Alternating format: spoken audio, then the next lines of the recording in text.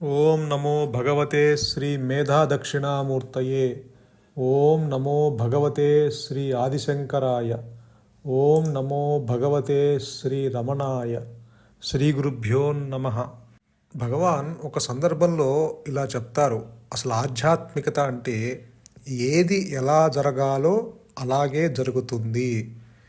దానిని మనము అంగీకరించలేక ఆలోచించి ఆలోచించి మనమే ఎన్నో సమస్యలు ఏర్పరచుకుంటున్నాము. ఎంతో ఒత్తిడిని, అలజడిని ఏర్పరచుకుంటున్నాము. వీటన్నిటినీ వదిలి అన్నిటినీ అంగీకరిస్తూ మన ఎదుట ఏ పనైతో ఉందో దానిని మనస్ఫూర్తిగా చేస్తూ ఎవరి స్వేచ్ఛ వారికిస్తూ ప్రతి ఒక్కరిని గౌరవిస్తూ ఆలోచన లేకుండా ప్రశాంతంగా ఉంటే ఇదే ఆధ్యాత్మికత అంటారు భగవాన్ రమణులు. ఈ కోరికలు, ఈ యొక్క వ్యాకులత, ఈ యొక్క కర్తృత్వ భావన, ఈ దుఃఖము, ఇవన్నీ ఈ దేహాత్మబుద్ధి కలిగిన ఈ మాయానేనుకే. అన్ని బాధలకు మూలము అహంకారము. అందుకే భగవాన్ చెప్తారు, ఈ అహాన్ని త్యజించు అంటారు. నిజానికి ఆత్మలో ఏ కర్తృత్వ భావన లేదు. ఆత్మకి ఇతరులు లేరు. ఆత్మకి అన్యత్వము లేదు. ఆత్మ జ్ఞానవృత్తి చేత నేనున్నాను అంటూ నిత్యం తన్ను తాను తెలుసుకుంటూ ఉంటుంది. తన్ను తాను రమించుకుంటూ ఉంటుంది. ఆత్మలో ఏ కోరికలు లేవు, ఏ సంకల్పాలు లేవు. కానీ ఆత్మ ఆధారంతోనే ఈ స్వయం ప్రకాశమైన ఈ జ్ఞానము, ఈ పరిపూర్ణ జ్ఞానము ఆధారంతోనే ఈ మాయా నేను కానీ, ఈ సృష్టి కానీ మనుగడ సాగిస్తున్నాయి. ఎందుకంటే వీటికి ఉనికి లేవు, ఎగ్జిస్టెన్స్ లేదు. ఇవన్నీ జడ పదార్థాలు. అంటే ఈ మాయా నేను ఏదైతే ఉందో, ఈ మాయా నేనుతో కలిపి ఈ మాయా నేను కానీ, మనం అనుకునే ఈ మనస్సు కానీ, ఈ బుద్ధి కానీ, ఈ ఆలోచనలు కానీ, ఈ దేహము కానీ, ఈ సృష్టి కానీ, ఈ జగత్తు కానీ, ఈ ఈశ్వరుడు కానీ, వీటన్నిటికీ ఉనికి లేవు. అంటే ఇవన్నీ జడ పదార్థాలే. ఇవన్నీ పరిపూర్ణమైన జ్ఞానం మీద ఆధారపడి అవి మనుగడ సాగిస్తున్నాయి. ఎలా అయితే ఎట్టి కోరిక, సంకల్పము, ప్రయత్నము లేకనే సూర్యుడు ఉదయించును. కేవలము సూర్యుని ఉనికితో సూర్య కాంతిని వెదజల్లును. కమలములు వికసించును. నీరు ఆవిరి అగును. లోకులు వివిధములైన కార్యములు నెరవేర్చుకొని విశ్రాంతి పొందుదురు. వీటన్నింటికీ కారణము సూర్యుడు. సూర్యునికి మాత్రము నా వల్లనే వీళ్ళందరూ, నా ప్రకాశంలోనే వీరందరూ వారి వారి పనులు చేసుకుంటున్నారు, అలానే పూలు వికసిస్తున్నాయి అన్న కర్తృత్వ భావన కానీ, కోరిక కానీ లేవు. సూర్యుడు ఏ కోరిక లేక, ఏ కర్తృత్వ భావము లేక అది స్వయం ప్రకాశమై మనకి సూర్యుని యొక్క వెలుగుని ప్రసరింపజేస్తున్నాడు. ఆ వెలుగులో ఈ జీవుడు వారి వారి కార్యములను నెరవేర్చుకుంటున్నారు. మీరు చూడండి, చీకటిలో మీరు ఏదన్నా వస్తువుని గుర్తించగలరా? మీరు చీకటిలో ఏ వస్తువుని గుర్తించలేరు. ఇప్పుడు మీరు పెరట్లోకి వెళ్ళారు, అక్కడ ఏదో ఒక వస్తువు మీకు మసక చీకటిలో ఏదో కనిపిస్తూ ఉంది, కానీ మీరు దాన్ని గుర్తుపట్టలేకపోతున్నారు. సరే అని మీరు తలుపులేసుకుని లోపలికి వెళ్ళిపోయారు. మరుసటి పొద్దున్నే ఆ సూర్యుని యొక్క ప్రకాశంలో మీరు తలుపు తీసి చూస్తే అక్కడ ఒక బల్ల ఉంది. ఆ బల్ల మీద ఒక మామిడి పండు ఉంది. ఆ మామిడి పండును మీరు చీకటిలో గుర్తించలేకపోయారు, కానీ పొద్దున్నే ఆ సూర్యుని యొక్క ప్రకాశంలో మీరు దాన్ని గుర్తించగలిగారు. దీనికి కారణము మీ తెలివితేటలు కాదు, సూర్యుని యొక్క ప్రకాశము. సూర్యుని యొక్క ప్రకాశము ఆ మామిడి పండు మీద పట్టడం వల్ల మీరు దాన్ని గుర్తించి తెలుసుకుంటున్నారు. మరి మీ తెలివితేటలైతే మరి చీకటిలో దాన్ని గుర్తించలేదు కదా మీరు. కాబట్టి ఇక్కడ మీ తెలివితేటల వల్ల మీరు దాన్ని గుర్తించట్లా. సూర్యుని వెలుగు వల్ల మీరు దానిని గుర్తించి తెలుసుకుంటున్నారు. అలానే స్వయం ప్రకాశమైన జ్ఞానము ఆధారంతోనే మీరు మీ మనస్సు ద్వారా, అంటే ఈ అహంకారము ద్వారా, ఈ లిమిటెడ్ నాలెడ్జ్ ద్వారా, ఈ సాపేక్ష జ్ఞానము ద్వారా, అంటే ఈ పరిమితమైన జ్ఞానము ద్వారా మీరు అన్నీ తెలుసుకొని మీరు స్టోర్ చేసుకుంటున్నారు. దానికి కారణము ఆత్మ. ఆత్మ ఉండబట్టి ఈ మాయా నేను అన్నిటినీ గుర్తించి తెలుసుకుంటుంది. కానీ ఆత్మ ఎప్పుడు కంప్లైంట్ చేయదు. నా వల్లనే ఈ జగత్తు కానీ, ఈ ఈశ్వరుడు కానీ, ఈ మాయ కానీ మనుగడ సాగిస్తుంది అని తను ఎప్పుడూ కంప్లైంట్ చేయదు. అలానే ఆత్మకి ఏ కోరిక లేదు, ఏ సంకల్పము లేదు.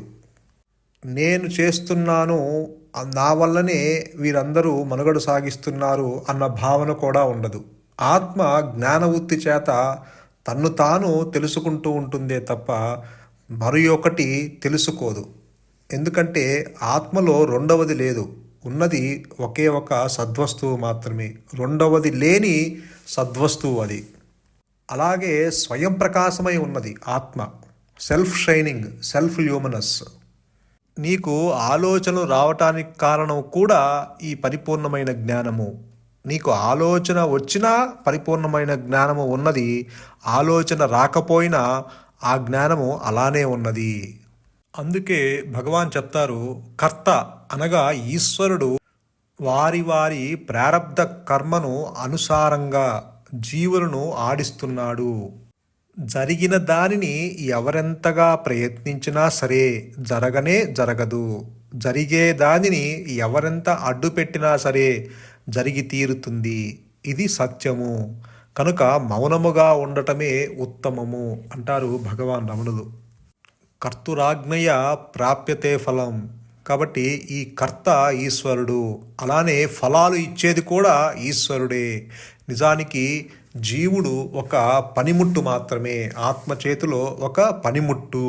కానీ అది తెలియక కర్తృత్వ భావన మీద వేసుకుంటాడు. నేను చేస్తున్నాను అన్న భావన కలిగి ఉంటాడు. అదే చెప్తారు భగవాన్ ఒక సందర్భంలో, రైల్లో నువ్వు ప్రయాణిస్తున్నప్పుడు నీతో పాటు నీ యొక్క లగేజీని, నీ యొక్క సామాన్లు కూడా రైలు మోస్తుంది కదా, నువ్వేమి నెత్తిన పెట్టుకొని నీ యొక్క లగేజీని నువ్వు మోయట్లేదు కదా అంటారు. అంటే అంటే ఇక్కడ ఆ ఈశ్వరుడు నిన్ను, నీ యొక్క బాధ్యతని, నీ యొక్క విధుల్ని కూడా తనే నిర్వర్తిస్తున్నాడు. అంటే all actions are happening through you. నీ ద్వారా జరిపించబడుతున్నాయి. నీవు కేవలం ఒక ఉపాధి మాత్రమే, ఒక పనిముట్టు మాత్రమే. పనిముట్టు ఎప్పుడు ఎన్నటికీ కంప్లైంట్ చేయదు తన యజమాని మీద. కానీ ఈ జీవుడు మాత్రము అన్నీ కంప్లైంట్స్ చేస్తూ ఉంటాడు. ఎందుకంటే వీడికి ఆత్మ చేతిలో వీడొక పనిముట్టు అని గ్రహించడు. ఇదంతా విచారము చేయలేకపోవటం వల్ల, అవిచారం వల్ల దుఃఖం వస్తుంది. ప్రతి కదలిక ఈశ్వరునిదే.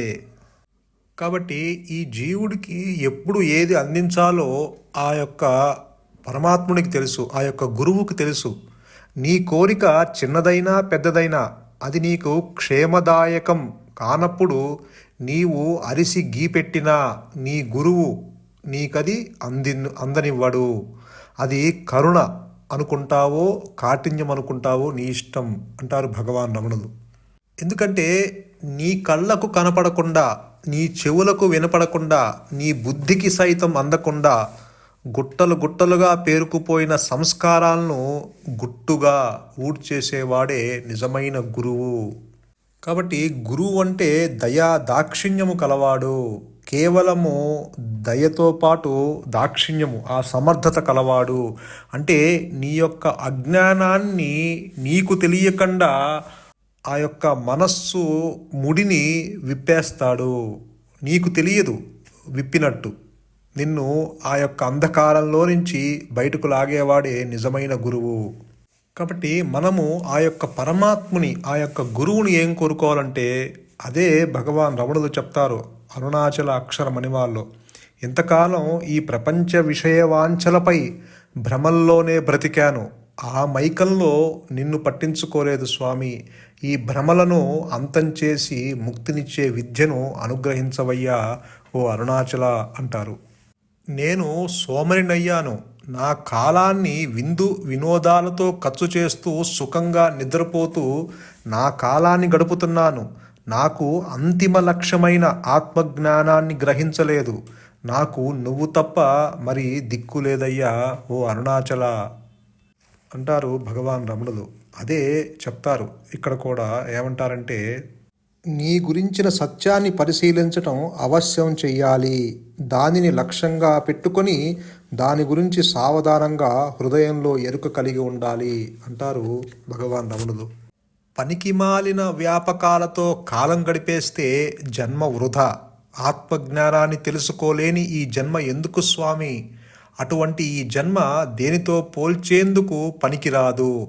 ఆత్మజ్ఞానాన్ని పొందే అర్హతను నాకు అనుగ్రహించు అరుణాచల అంటారు భగవాన్ రమణులు.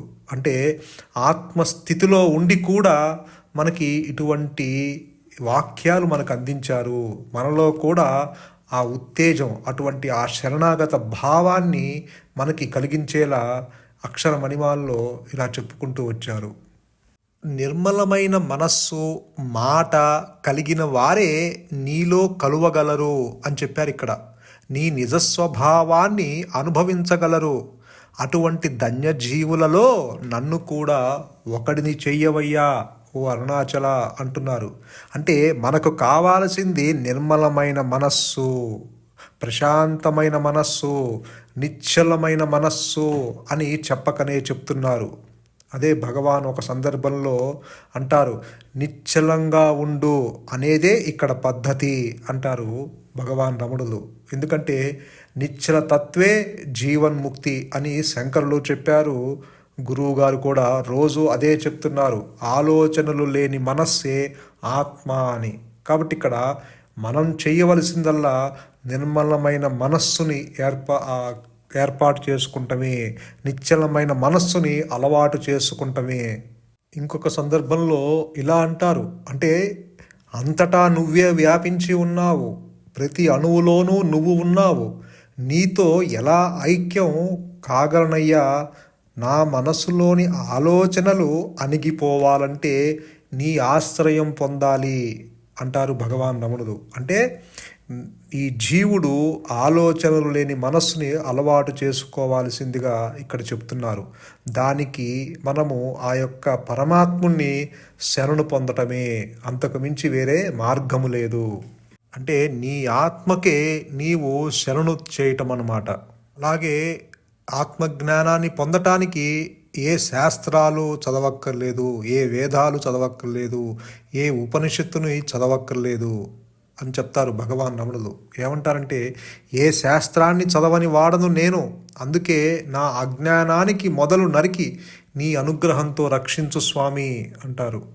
కేవలము ఆత్మ అనుగ్రహంతో, ఆ గురువు యొక్క అనుగ్రహంతోనే ఈ యొక్క అజ్ఞానము, నేనంటే దేహము అన్న భావన, ఈ యొక్క భ్రమ పూర్తిగా తొలగిపోతుందే తప్ప వ్యక్తి భావనతో నీవు ఎంత ప్రయత్నం చేసినా సరే నీవు ఆత్మలో సంస్థితుడు కాలేవు. అనుగ్రహము ఖచ్చితంగా ఇక్కడ ఉండి తీరాలి అంటారు. అనుగ్రహం అంటే ఇక్కడ ఆత్మన్న అనుగ్రహమన్న ఒక్కటే. ఆత్మ వ్యక్తమవటం అంటే అనుగ్రహము వ్యక్తమవటమే. అదే గురువు చేసేది, అదే అనుగ్రహము చేసేది. నీలో ఉన్న అహంకారము నీకు తెలియకుండానే దాన్ని ధ్వంసం చేస్తాడు. అటువంటి వాడు గురువు. అదే చెప్తారు భగవాన్ రమణుడు కూడా, నాకు ఎటువంటి నొప్పి తెలియకుండానే, ఎటువంటి బాధ పడకుండానే నువ్వు నాకు దక్కావు, నా అహంకారాన్ని ధ్వంసం చేసిన వాడవు నీవు. అంటే నీ దేహం ఉండగానే నీ దేహానికి ఎటువంటి నొప్పి రాకుండా నీ లోపల ఉన్న ఆ యొక్క అజ్ఞానము, ఆ యొక్క అవిద్యని నీకు ఎటువంటి నొప్పి తెలియకుండానే, నిన్ను బాధ పెట్టకుండానే ఆ గురువు, నీలో ఉన్న ఆ గురువు ఆ యొక్క అహంకారాన్ని పూర్తిగా ధ్వంసం చేస్తాడు. అది గురువు చేసే పని. నీలో ఉన్న ఆ వాసనలని, జన్మ జన్మల నుంచి పేరుకుపోయిన గుట్టలుగా పేరుకుపోయిన ఆ వాసనల్ని ఒక్క జ్ఞానాగ్నితో ధ్వంసం చేస్తాడు. గురువే సర్వలోకానాం భిషజే భవరోగినాం నిధయే సర్వ విద్యానాం శ్రీ దక్షిణామూర్తయే నమః అంటారు. అటువంటి వాడు గురువు. గురువు మామూలు రోగాల్ని నయం చేయటం కాదు, అది ఏ వైద్యుడైనా చేస్తాడు. కానీ భవరోగాలు అంటే మళ్ళీ పుట్టి మళ్ళీ నశించి మళ్ళీ చావు పుట్టకల నుంచి ఈ పునరపి మరణం పునరపి జననం, పుట్టి మళ్ళీ చచ్చి మళ్ళీ పుట్టి మళ్ళీ చచ్చి ఈ చక్రంలో, ఈ యొక్క కర్మ చక్రంలో తిరగాడుతూ ఈ దుఃఖాన్ని అనుభవిస్తూ ఆ యొక్క భవరోగాలను అంటే ఆ సంసారం అనే రోగం నుంచి, ఆ యొక్క దేహాత్మ బుద్ధి అనే రోగం నుంచి నిన్ను రక్షించేవాడు నిజమైన వైద్యుడు ఆ గురువు. కేవలము గురువు మాత్రమే నిన్ను ఆ భవరోగాల నుంచి రక్షించేది. కాబట్టి ఇక్కడ మనం కోరుకోవాల్సింది నాకు అది కావాలి ఇది కావాలి అని కాదు. ఆ కోరికలు అది ఎవరైనా తీరుస్తారు. నువ్వు తెచ్చుకున్న ప్రారంధంలో ఉంటే నీకు అది లభిస్తుంది, లేదంటే లేదు. కానీ మనం కోరుకోవాల్సింది ఏంటంటే ఈ యొక్క ప్రాపంచిక విషయ వాసనలతో నా మనస్సంతా నిండిపోయింది. అటువంటి మనస్సుని వాసనలే లేకుండా చేసి నీలో సంపూర్ణంగా కలిసిపోయే అదృష్టాన్ని కలిగించు ఓ పరమాత్మ అని మనము కోరుకోవాలి. అప్పుడే ఈ జన్మకు పరిపూర్ణత లభిస్తుంది. అలాగే ఈ దేహాత్మ బుద్ధిని వదిలించవయ్యా, నిరంతరం నీ సత్వ సత్య స్వరూపాన్నే చూసేటట్టు, అది మాత్రమే చూసి ఆనందించేటట్లు అనుగ్రహించు స్వామి అంటారు భగవాన్ రమణులు. ఇక్కడ ఖచ్చితంగా ఆ అనుగ్రహము ఉండి తీరాల్సిందే. కాబట్టి ఈ నా అజ్ఞానానికి చివరేదో మూలాన్ని నేను కనుక్కోలేకపోతున్నాను అంటారు భగవాన్ రమణులు. అదే చెప్తారు గురువుగారు. ఈ దేహాత్మ బుద్ధికి, ఈ మనస్సుకి తన మూలమేదో తనకి తెలియదు. దాని యొక్క చావు పుట్టుకలు దాని చేతుల్లో లేవు అంటారు గురువుగారు. అదే భగవాన్ రమణులు కూడా ఇక్కడే అదే చెప్తున్నారు. నా అజ్ఞానానికి చివరేదో మూలాన్ని నేను కనుక్కోలేకపోతున్నా. ఈ అజ్ఞాన గ్రంథి, ఈ చిక్కు ముడిని నా నుండి విడదీసే భారం నీ మీదే ఉంది కదయ్యా. అంటే ఆ యొక్క పరమాత్ముని మీదే ఉంది, ఆ యొక్క గురువు మీదే ఉంది, ఆ యొక్క అనుగ్రహం మీదే ఉంది ఇక్కడ. కాబట్టి ఈ జీవుడు తనంతట తానుగా ఆ చిక్కుముడి నుండి విడదీసుకోలేడు. ఆ దేహాత్మ బుద్ధి నుండి వీడు బయటపడలేడు. ఆ కేవలము అనుగ్రహం చేత ఆ జ్ఞాన వృత్తి చేరి ఈ యొక్క అజ్ఞాన వృత్తిని తొలగించి అహమహమంటూ తనకు తానుగా ప్రకటిస్తున్న స్థితిని నీ స్వరూపంగా గ్రహించేటట్లు నిలిచేటట్లు అనుగ్రహం చేత అది ప్రకాశిస్తూనే ఉంటుంది అన్న స్థితి ఏర్పడుతుంది. సంతోషం. మౌనమే శరణ్యం. మౌనమే నీ సహజత్వం. ధన్యోస్మి.